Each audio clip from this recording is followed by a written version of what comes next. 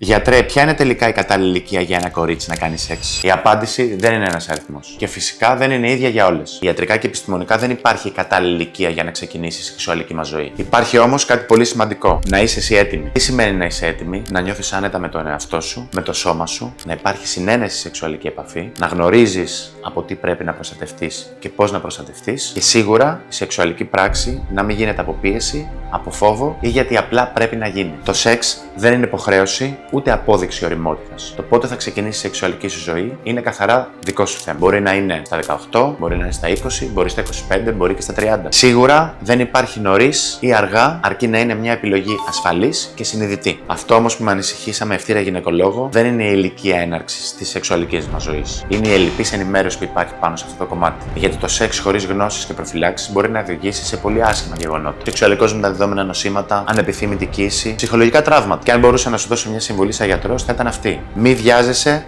και μην πιέζεσαι. Να κάνεις επιλογές όταν είσαι έτοιμη, με γνώση και σεβασμό πάνω απ' όλα στον ίδιο στον εαυτό. Είμαι ο Γιώργος Παναγάκης, με ευθύρας γυναικολόγος, και αν έχεις οποιαδήποτε απορία γύρω από τη σεξουαλική σου ζωή ή από την επιθυμητή ηλικία έναρξης της σεξουαλικής σου ζωής, στείλ μου στα σχόλια ή και προσωπικό μήνυμα.